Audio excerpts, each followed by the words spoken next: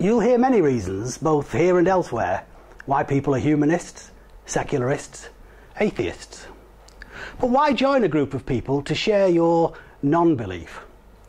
Well, leaving aside the obvious, mutual support, like-minded people, shared experiences, campaigning, it really is a breath of fresh air to be able to discuss and debate important issues without somebody resorting to dogma in order to defend a contention. It's not easy to summarise what we believe as a group because we're all what you'd call free thinkers. So we'd look at the evidence for something and then make up our own minds about it. So that means we often don't agree on things. However, I would say there's probably two areas where we would all agree. And that is, firstly, we don't believe in a god or gods or any kind of supernatural being. And we should all treat others with equality, fairness and respect. Secular humanism describes what most people I know think. They don't realise it or even care, and the need to get together to declare independence seems contradictory. That was my position for a long time, but watching from the sidelines over the past few years as various faith groups have been granted more and more concessions to the cost of the rest of us, it's made me realise that it's important to have a voice. At the Lancashire Secular Humanists, many of us have been spurred into action to try and make a difference. All we need now is more people.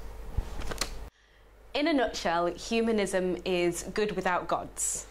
You can live your life without superstitious or religious beliefs and view the world using experience, reason and shared human values.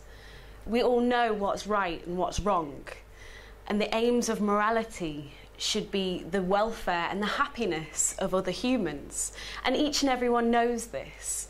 We don't need sacred texts, dogma or a myth of a divine power.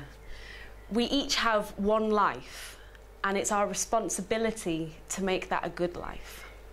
I enjoy attending our monthly meetings, and I find it stimulating to be with people that have the same ethos. Because humanism has no dogma or rules, all our discussions are lively and hold various points of view. Recently, we've looked at legalisation of drugs, prison reform and assisted suicide in the terminally ill. Our numbers are growing, and we have all ages and backgrounds, and we usually end up in the pub. I became a humanist after I'd had a couple of heart attacks. Until then, for years, I'd dismissed religion as fiction, but I didn't define my own belief until I thought I was going to die. That was 5 years ago. Unexpectedly, I've had extra time to reflect. What I see now is that there's no certainty about what happens in our lives. We're all vulnerable to chance. In my life, I've had extremes of good luck and bad luck, but I see no reason to go looking for supernatural causes. I take the humanist stance that we live once, there's nothing to follow, and it's in our own interests as human beings to make it a good one.